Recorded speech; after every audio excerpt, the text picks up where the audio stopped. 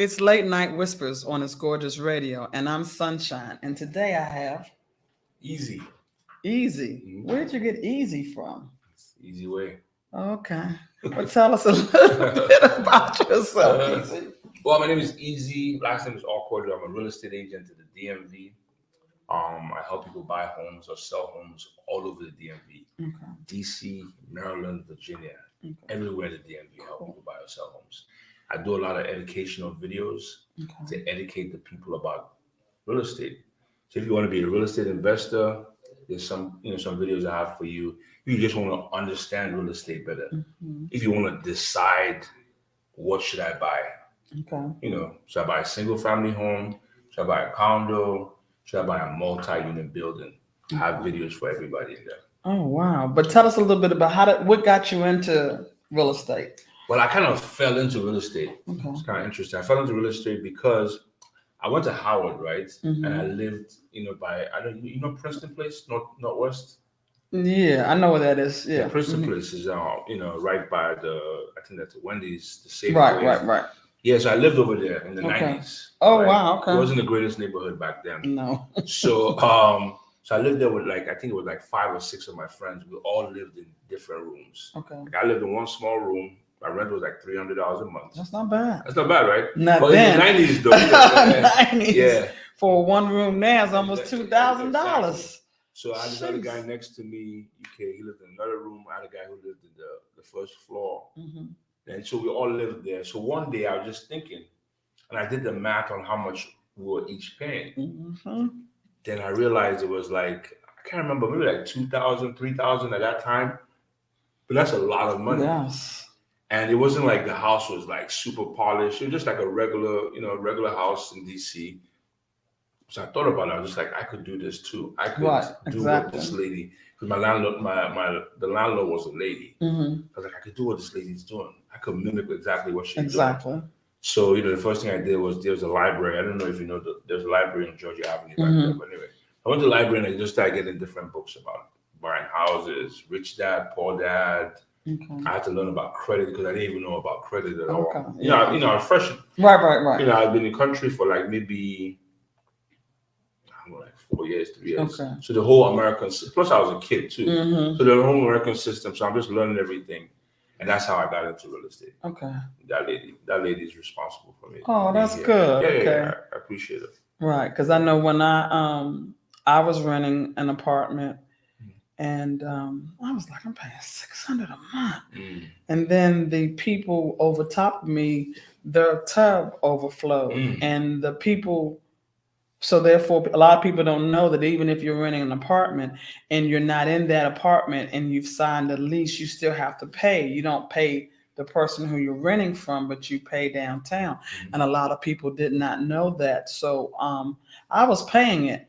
And he tried to sue me and this, that, and the other. He had to end up giving me all of my money back. And I took all of that. That was almost, say, $4,000 or $5,000. And I bought my first house. Because I knew, too, that this is dumb. Why am I giving this money to somebody else when I can have my own place? So Exactly. Yeah. So, okay. So tell us things that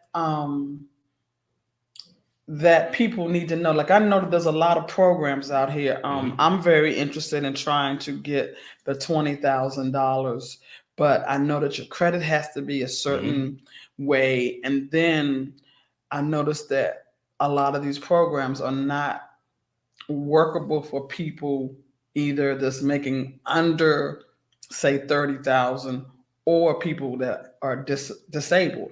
So can you kind of elaborate about the $20,000 that they do assist you with? Well, they have different programs. DC has a great program. I don't know if you heard about it. It's called HPAP. Yeah, I remember HPAP that. program, awesome program. And they have their own guidelines and things you have to do before you get that. You have to go to a class. Right. You have to have a certain credit score for the HPAP program. They have programs for firefighters. Oh, do they? Yeah. See, now I never knew that. Yeah, they even have programs for nurses, medical people. Wow. Yeah, okay. There's so many different programs. But the first thing you need to worry about when you're trying to buy a house, the most important thing is finances. Right. Getting pre-approved. And there are 3 things they look at. before they give it. Before any bank loans you any money, let's say you come to the bank to borrow 300,000. There are three things they look at. What's your credit score? Have you been working for 2 years consistently? Mm-hmm. Like not like I work 6 months and I think I go like have you been working consistently for 2 years, even if it's different jobs, but it's consistently. Then they check to see how much do you make every month compared to how much you spend every month. So you could make $20,000 a month, have great credit, but if you spend 18,000 of that, nobody's gonna loan you any money. Right. So it's like all these things. That's the first step. Right. Then once we find that out, we find out exactly how much the bank is gonna give us. Exactly. So the bank might say we'll give you 300,000, or they might say we'll give you $1 million. But I'm just giving you an example. That's the first thing. That's what directs everything. Because from that amount that they give you, that's how we're gonna know if you could afford a condo, or if you could get a townhouse, if you could buy in DC, or if you have to go to Maryland because DC is expensive. Yes. So $300,000 in DC can't do too much with that. Not at all. Much, so you might have to shift. So what I advise people to do is, before you start looking at houses or the kind of house you want or the location you want, find out about how much money you're gonna get. And then also too, I always tell my friends that because I'm probably on my third or fifth house now, but I try to tell my friends that always try to have 6 months of money saved, because the way the economy is going now and jobs are coming and going, you need to have that, and you need to have a hard 6 months. Like if you know that your mortgage would be for, I guess, for 300,000, I know your mortgage would be right about 3,000 a month. So there, interest rate, so therefore, try to have at least the 3,000 a month plus an extra 1,000, so like 4,000 for 6 months. Excuse me, because you just never know. Luckily, with the homes that I've had, I always had a backup, my mom. But a lot of people don't have a mom or somebody else to go to. I always did rent out a spot. I always try to help people. So therefore, that always kind of assisted me. So if you get a place, maybe always make sure that you have a place that if something did happen, I can rent my basement out. Then that would have an income which would assist you with your mortgage. Exactly. So you don't want to just pick out a house and be like, okay, me and my 2 kids. No, you want to make sure that it can also serve a purpose in case there's an emergency that comes. Like I went to show a client of mine a house today. The house is about $450,000. It's in Atlanta, Maryland. But the way the house is set up, the top part has 3 bedrooms, living room. Then it has like a second floor with a full bathroom, a bedroom, and like a living room area. So you could rent out that part. Right. If that's the direction you want to go, rent out that part and just stay with your family at the top part. So there are different ways you could use a house as an investment, So you're living there and you're also making money from it at the same time. I'm into that life. I really, like I was just telling you yesterday, I would love to meet up somebody that maybe a little older that really can't afford what they need to afford, and all I want is the house. I just wish that there was a way I could reach out to somebody on that level, but I am looking. I do look for homes. I do. You have me now. You just call me. I have you. Well, we have to talk, because remember, I also know a few of your other friends. They're not going to be able to show you the easy way. I'm the easy way. Okay, we'll see. We'll see. The easy way is the best way, right? Yes. Because you don't want to go the hard way. You want to do the easy way, right? Yeah, so I got you. Now, have you ever sold or dealt with the new type of homes that are coming on play, the storage units? The units that carry a I don't know how do you say them, but they're like containers. The containers. No, I haven't sold any, but I work very closely with somebody who. There's a lady. Her name is Gabrielle. I think I've heard her. I think I've heard about her. Gabrielle Goodwin. She has a company called Illuvial, and they do. It's not. They do the container homes. So I'm very, very interested in that. Me too. Because I think is the future of real estate. Yes, yes. Because it makes the homes more affordable. Yes. You know, so. And then you can do, I mean, if you just Googled and looked at how, it's amazing though of how you can take a tin can and make it into a house. But like where the house is that my mom has, to add what I wanted to add to it, it would be at least 100,000. But I can get 6 containers running me a little shy of $20,000. Yeah, I don't know the numbers exactly. Right, it's not very expensive. But now with technology, what they're doing to these homes, they put solar panels on top of it. They're just making it like keeping them warm. Yeah, so it's a great thing. Something I'm really interested in. I am too, really definitely. And I do a lot of research on it just for fun, just look at it online and stuff.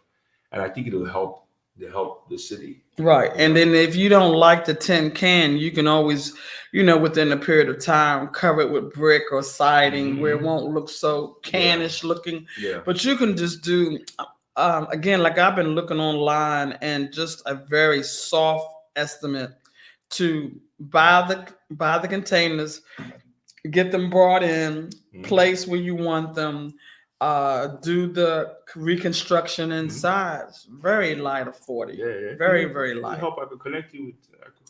We may have to talk about that because I'm very interested. Showing you the easy way, man. All right, that's how to. Right. But it's just amazing how you can have somebody to come and build you.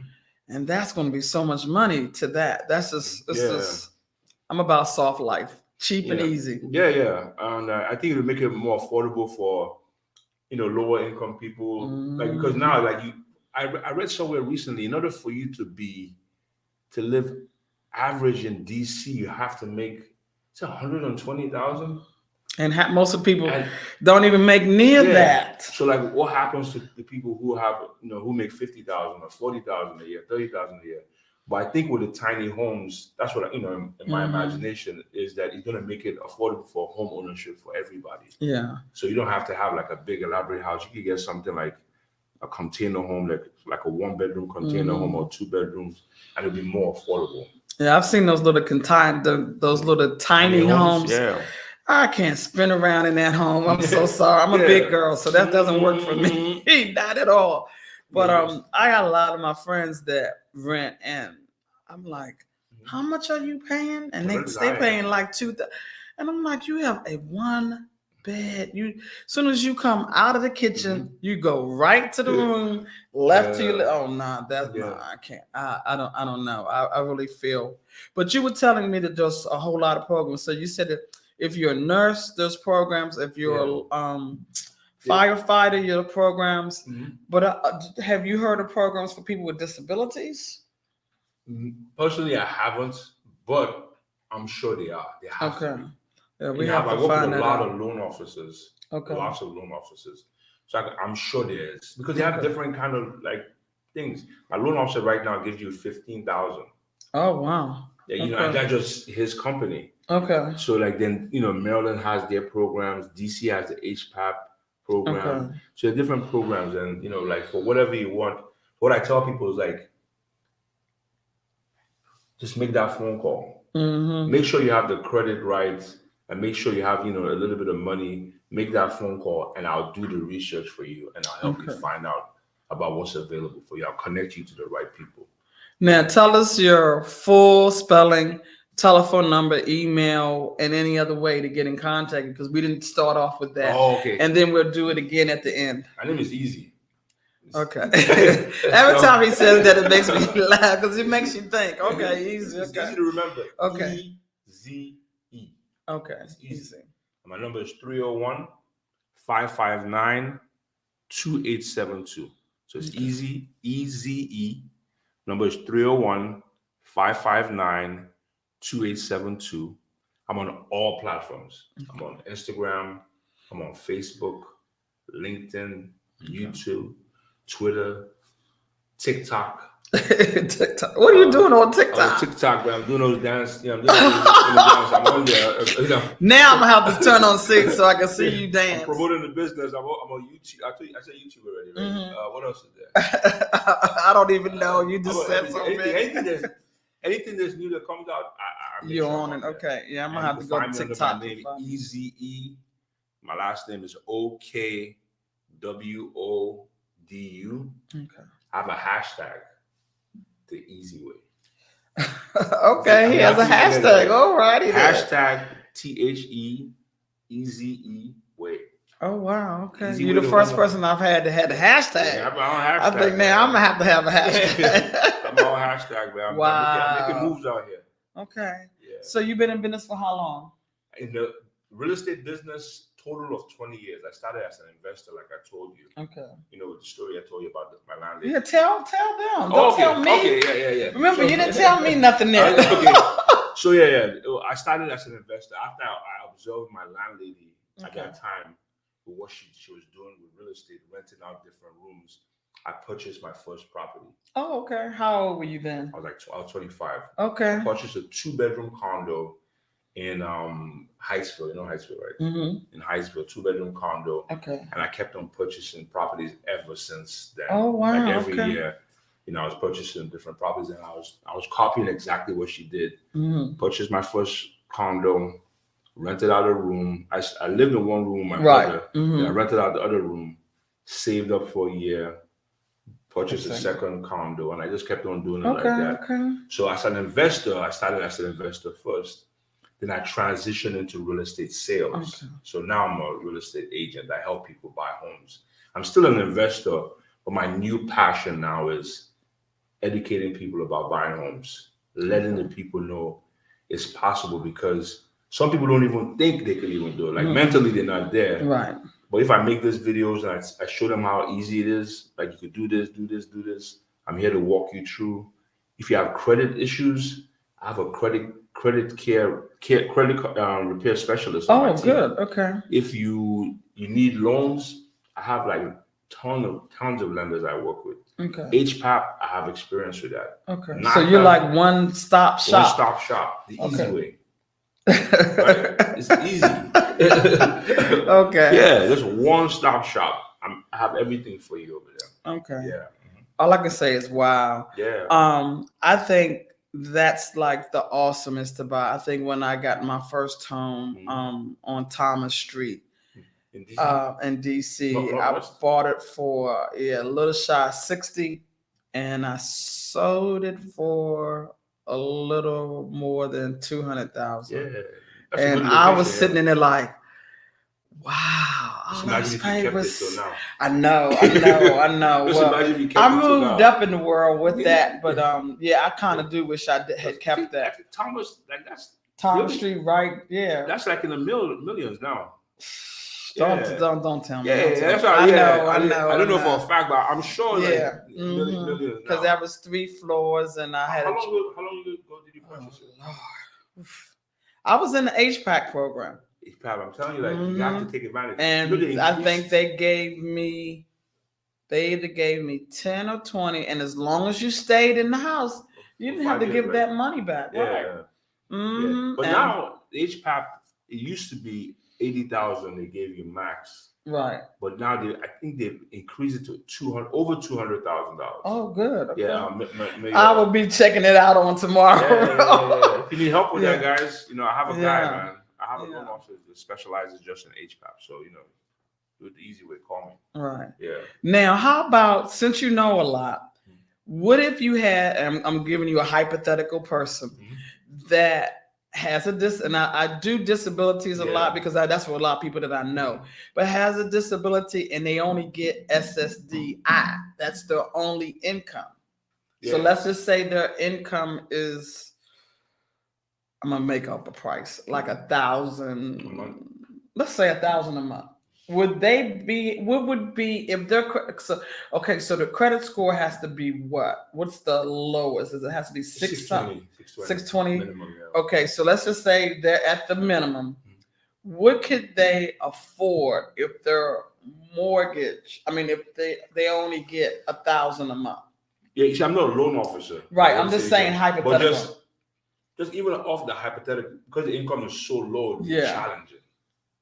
It'd be challenging for a loan officer. I'm not a loan officer, but $1,000 a month, by the time they factor in your feeding and everything, that means you're left with like how much? Yeah. So but how can somebody like that get a place if that's all that they have? Yeah. So I mean, I feel that on a lot of levels there has to be something. Maybe because you do so much now, that maybe you can create something for people that have an income on that level. Have you ever thought that far to maybe say, look, let me create something? Because like you said, the average income is $100,000. The average person, we can guarantee you, makes shy of 50.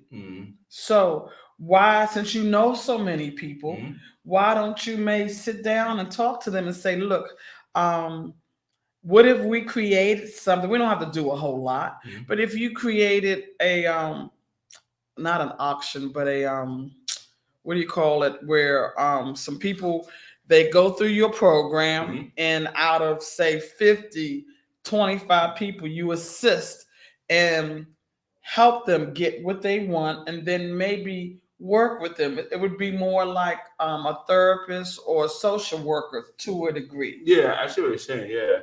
It's a great idea. It sounds like a great idea, but the government probably has to be involved. Oh yeah, of course. You'd have to pull some strings. Yeah. It sounds like a great idea. But there's some people out there that would probably want to try, because I don't understand why there's nothing. You have all these other programs, so why can somebody? I mean, I'm quite sure that somebody is only making $1,000 a month. Okay, that may be ludicrous. You may not be able to make that work, but if they can use that $1,000 and that'll be the mortgage, and then they have to get a job and part-time job to support the other part. Yeah, usually when I meet clients or potential clients who have a lower income, I just kind of like what's been happening a lot lately. I've helped a couple of people do it is joining forces with somebody else. So let's say you make $5,000 a month, and that's not enough for you to buy a house on your own. You connect with me, and I make $5,000 a month, and we purchase a home together. Both of our names are on the deed of the house, so like I could stay on this bottom floor of the house, and you could, so like creative things like that. What's been happening a lot lately. Last year, for example, I had a client of mine, and she was aggressively advertising on social media, trying to buy a multi-unit building with 4 different people, where they're going to use each person gets a section, right? Yeah, so like when we buy this multi-unit building together, you stay in one apartment, I stay in, so like things like that. I've been helping people with that. Oh, okay. But the other thing is a great idea though. Trying to create a program for people. Yeah, that's a good idea. Yeah, well, let's think that. Write that down. Don't forget that. Okay, so now you said HVAC. Now, what are some of the other programs? And are since we've been talking only about DC, do you know some of the programs that are in Maryland and Virginia? Tell us about those. MMP program. Okay, that's for Maryland residents, and they offer assistance, down payment assistance as well. You have to qualify for it, but they offer assistance. You have to meet the credit requirement, the income requirement, things like that. They have those programs available. And how about Virginia? Yeah, I'm not sure what programs Virginia has, but I know they have to have a program. Okay. Yeah, but there are programs everywhere. And if you need help in Virginia, I can help. I'll just connect you with the loan officers. Okay. Yeah.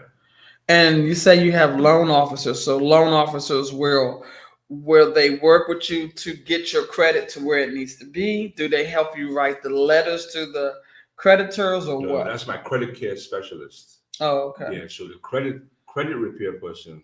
Oh, the credit repair person. The credit repair person will help you. I'll connect you to my credit repair person, and they will focus with you to help you write the letters.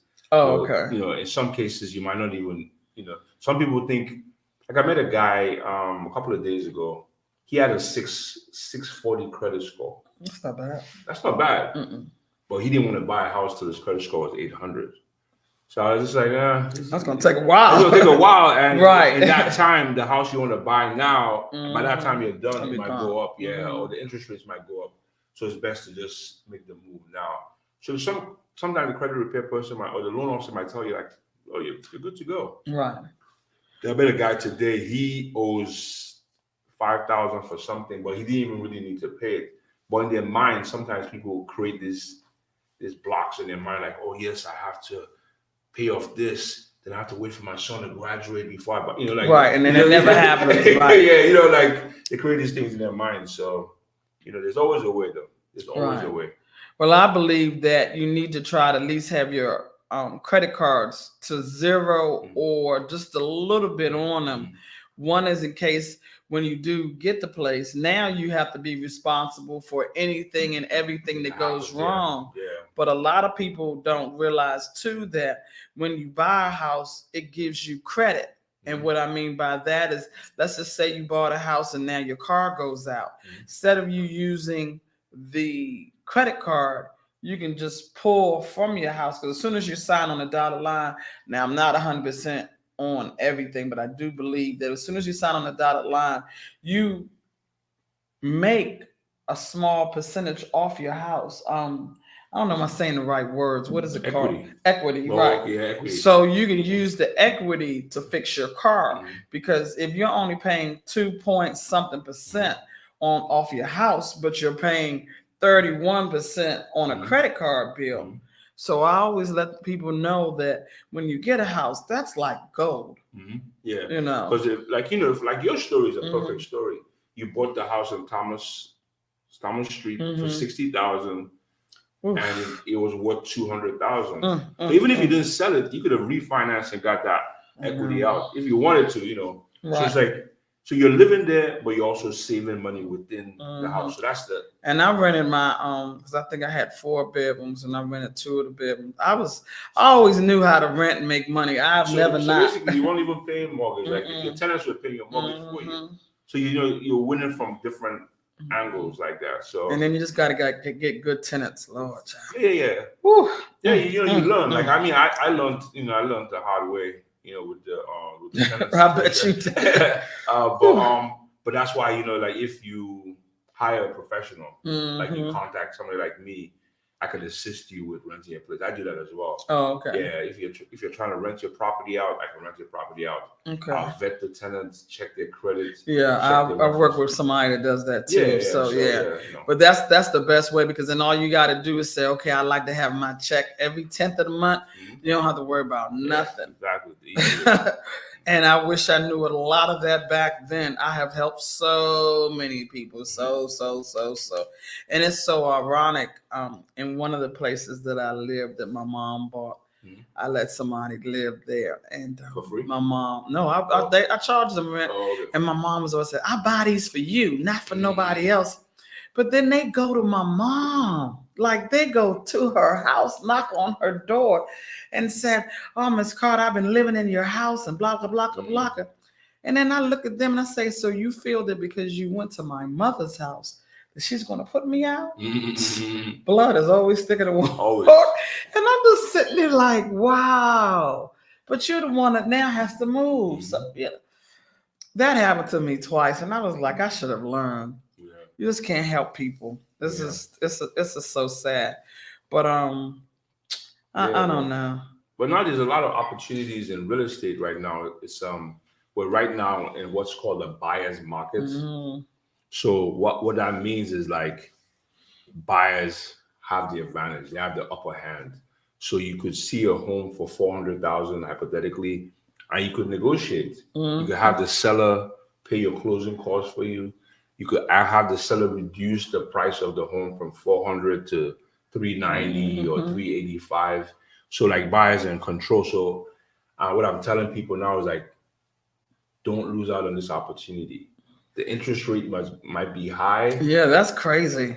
But it's better than renting.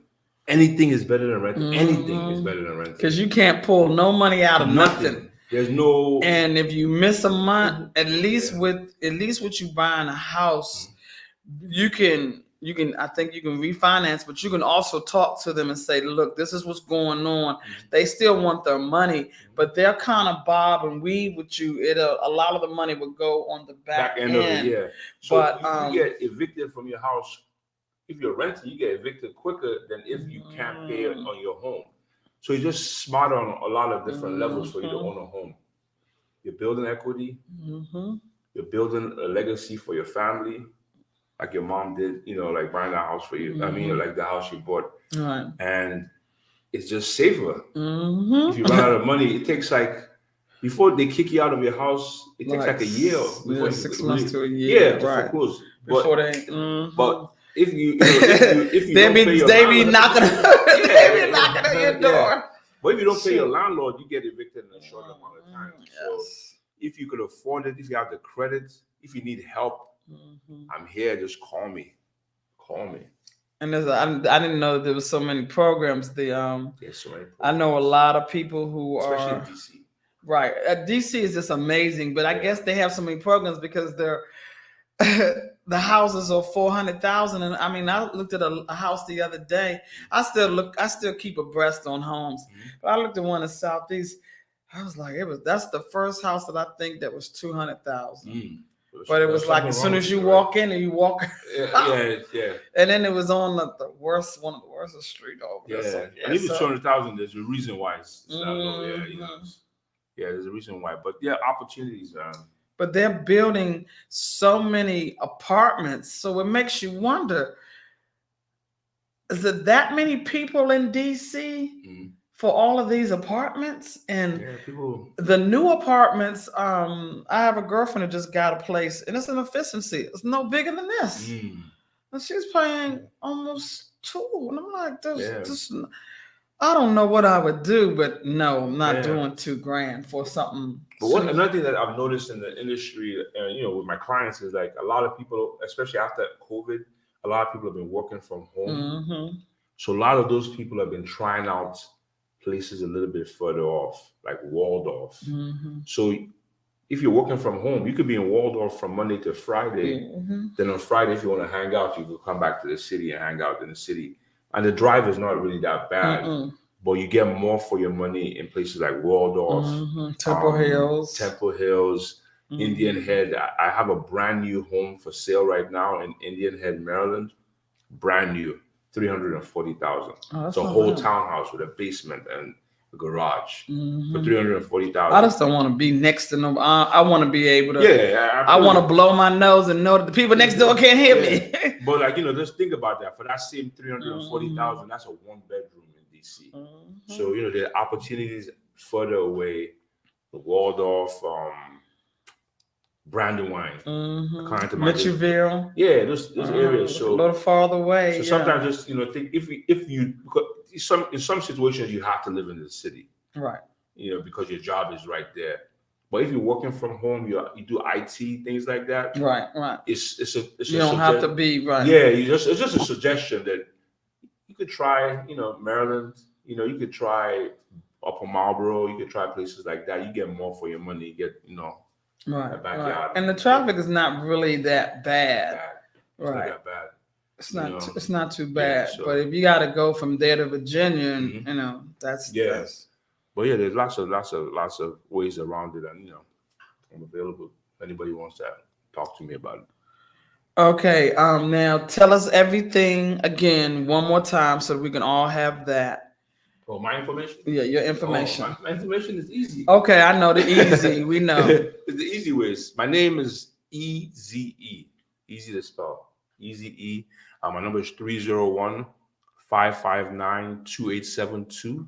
I'm on all platforms. I'm on Instagram, EZE_OKWODU. I have a hashtag the easy way. THEEZE way. YouTube, LinkedIn. I do a lot of educational videos. I show a lot of homes. Check me out. I'm all over the place. Now, also too, we talked to Mr. Easy to try to get him starting in February to maybe do once a month where he teaches people things. So hopefully keep the fingers crossed. We'll get you on to do that. Also too, to let people know that I have a young lady that's going to start coming once a month too to work with veterans. She's going to be able to help veterans get money. I don't know a lot about veterans, so I don't even want to elaborate, but she starts in February. So I have at least 2 to 3 more new people that will be doing their shows. Hopefully soon I will be doing my Sunshine Sedans, and that's where we talk about old school cars, because if you know anything about me, I'm the old school for life. So it's Late Night Whispers on It's Gorgeous Radio. I'm Sunshine, and I appreciate everybody watching. Love, peace, and hair grease. Mwah. How many minutes? 36. I was pulling. It was good. I could have gone on more though if you wanted me to. Oh, I didn't.